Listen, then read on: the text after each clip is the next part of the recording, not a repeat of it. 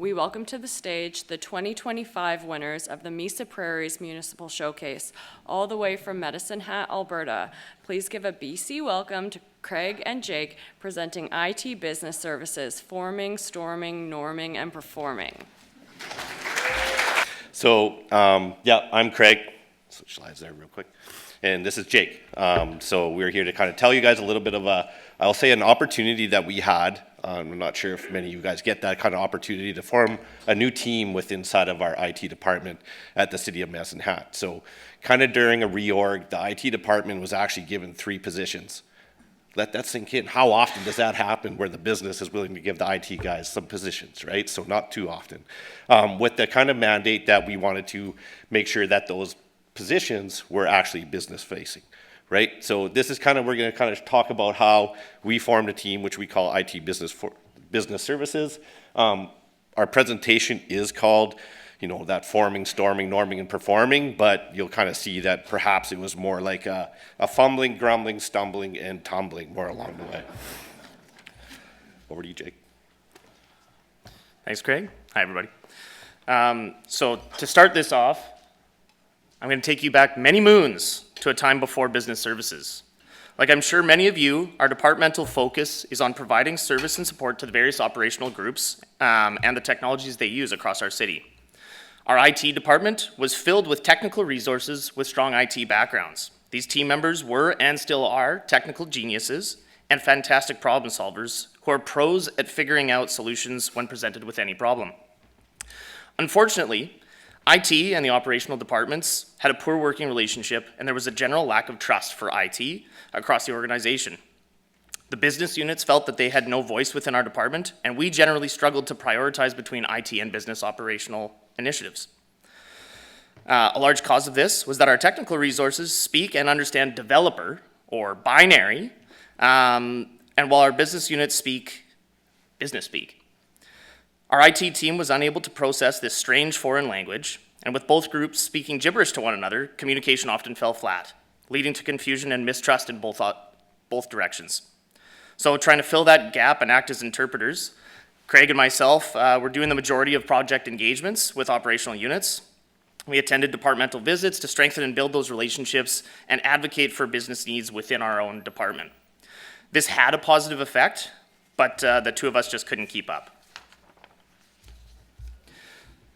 So we asked ourselves, what could we do to continue these improvements? So like Agent Smith from The Matrix, we needed more of us. Cloning was our first choice. Unfortunately, Medicine Hat's IT's cloning program is just not very far along. And the horror of having more Craig Jake monstrosities walking around City Hall made it a little undesirable. So if we couldn't clone ourselves, the next best option was to build a new team who would act as a liaison between IT and the business. So the primary goal of this new team would be to build relationships and trust. They would take a page out of the Agile Manifesto, recognizing that the most efficient and effective method for conveying information is through face-to-face conversations. No more would we shove our IT staff into the basement and hide them away from the sun. We would actually allow representatives to go forth, venture out into the world, and work to understand the business and frame how IT could help their operations. It's really focusing on the flow of people, process, and technology. These resources would then focus first and foremost on the people we serve, understanding their needs, wants, and dreams.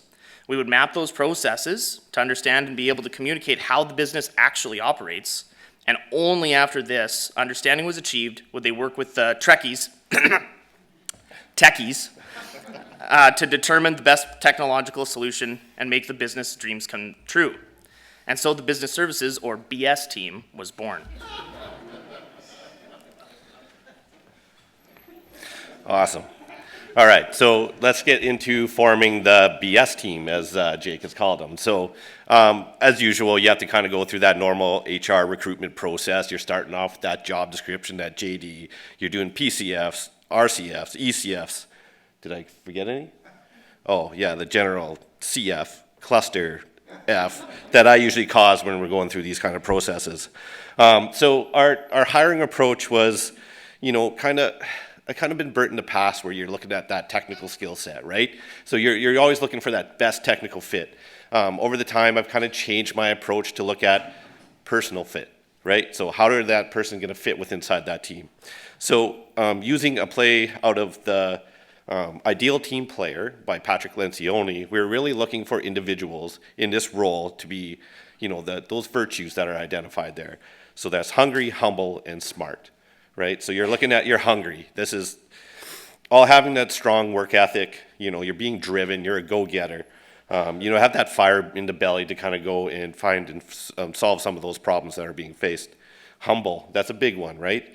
It's all about lacking excessive ego and being willing to admit mistakes, and learn from them. Take that feedback, and basically they can handle being told they're wrong without having a tantrum. And smart, so that's not just about intelligence, it's more about emotional intelligence. You need to be able to work with inside of a room, understand that room, and kind of work with everyone there, and adjust your behaviors to those folks that are in there. So our interview process that we took is more of like a behavioral base.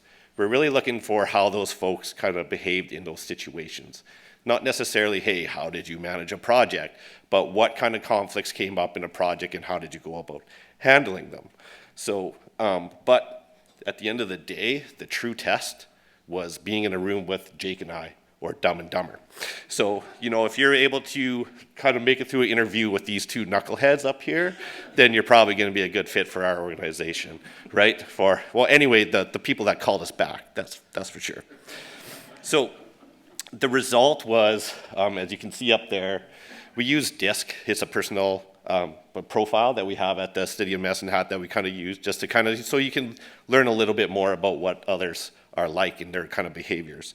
So if you're not familiar with DISC, and I try to do my best to hit the C here on Mark here, it's dominance, influence, steadiness, and conscientiousness. Oh, I did it, good. So by mapping it out, and this wasn't on purpose, this was kind of by accident, you can see that we got a good balance with inside that team. We kind of hit all the marks. So that really is going to help out with that communication and collaboration with inside that team. All right, so with the new team in place, there were still rough seas ahead. We were now in the storming phase, so I think many of you have probably spent some time here. We had to establish how this team fit into the wider IT department and the city as a whole. The services this team would provide were new, and we did not have well-established processes in place for the team to pick up, as the two of us had pretty much been flying by the seat of our pants right off the corner of our desks. This storming stage of BS team development was a merry-go-round through the above learning cycle, not knowing, figuring it out, discovering something new, and then right back around again. It really kind of matches that continuous improvement, if any of you guys are familiar with that. Just our own brand of it. So on top of the usual ordeal of employee onboarding, our team and the whole department were in for a steep learning curve while we figured out this new injection to our operations. As with any change, we faced conflict, mostly around the expectations and different priorities of this new team. Big questions were, how does business services fit into our department's existing procedures? What should go to the business services team, and what should be treated as a regular service desk ticket? As this team was to provide completely novel services to other departments, we also had to shift into a sales role to promote the team and showcase the value that IT could now provide, as well as how operations should engage and work with this new group.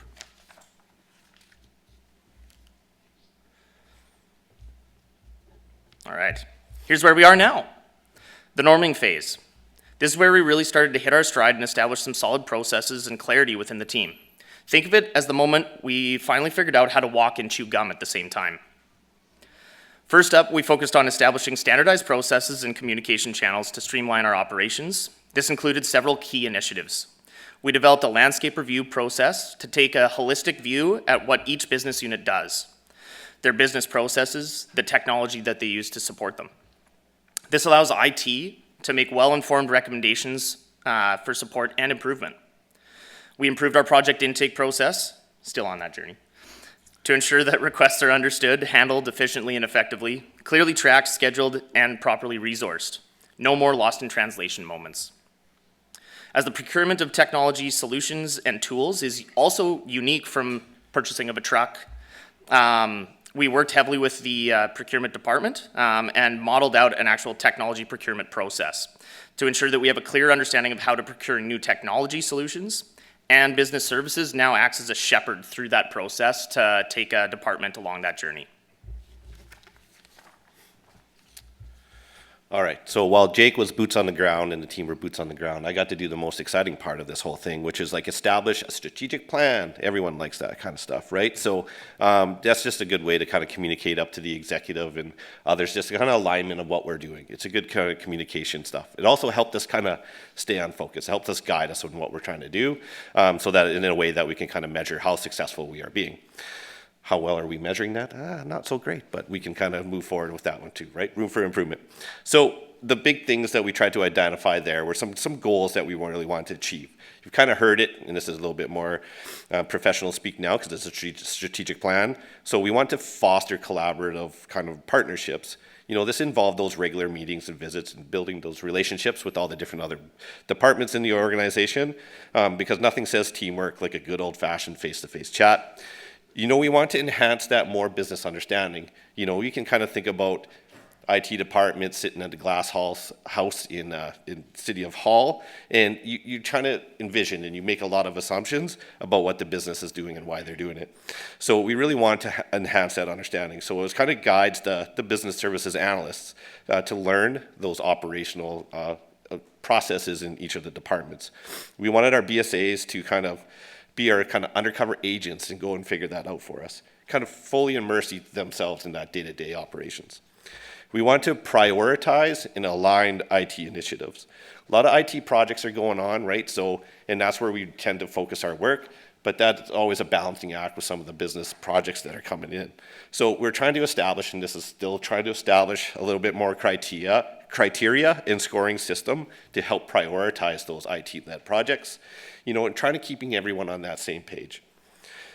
As always, you're always trying to drive innovation and efficiency. So adopting Agile and DevOps methodologies, you know, and emerging technologies was one thing that we wanted to do.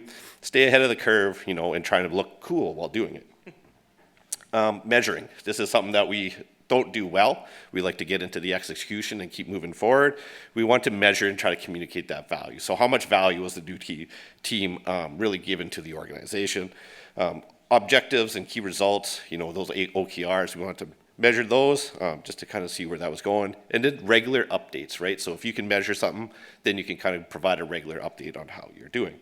So with the IT business partner strategic plan, we also included kind of detailed roles and responsibilities of basically what we expected IT to be doing with inside of this, and then what we kind of expected the business to do. So as we said, we are still here norming and establishing those processes and clarity, you know, but you know, we need to start somewhere.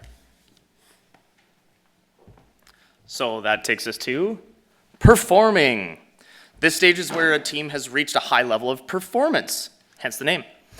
Performing is characterized by effective collaboration, innovation, and efficiency. We're starting to see this especially around the processes I spoke to on that previous slide. The business services analysts have gotten their legs under them, and when assigned to a project, they're starting to run on their own. A great example of a project that we were working on that pushed the team into performing was the landscape review for our economic development and land and real estate teams. This focused on their use of Salesforce. Both teams had new leaders. They'd changed their services around a little bit, and they were wanting to better understand their own operations, how Salesforce and other technologies were used by their teams, and whether there were any ways to cut costs and drive efficiency. So using workshops, we sat down and worked with their team members to create inventories of all of their departmental processes, as well as then map those processes out. From this, we were able to assess how technology was being used to complete their work. And at the end of the assessment, we actually recognized that Salesforce wasn't meeting the needs of their business anymore. So we then developed a business case and a plan to migrate these teams out of Salesforce and into Microsoft SharePoint Planner environments. Which will, one, cost significantly less, two, be a better fit for their actual current processes, and be easier to maintain for us. So it worked out well for us. All right, so just kind of wrapping up here. So, you know, we've come a long way since establishing that IT business services team. We're just building those processes. We're trying to foster collaboration across departments. It's not easy. You're trying to reach out to different departments and find time where you can meet with their directors and managers. There are people who are more receptive than others, as you guys would know in the organization. So it does take time to kind of get through that. But at the end of the day, it's been a big positive kind of strides that we have taken to really look and identify a gap that we feel like we had with inside of our team. Still a lot of work ahead. We continue building the bridge, as we call it, between the departments. Our goal is to develop strong relationships, ensure technology meets the business needs, and while driving some of that efficiency and productivity and innovation, as we kind of saw in the other presentations today. And we did want to say a big thanks to Luke, Sam, and Precious, who are our business services analysts that allowed Craig and I to be here today. They've taken all the challenges we've thrown at them in stride and helped bring our dreams to reality. Thanks, everybody.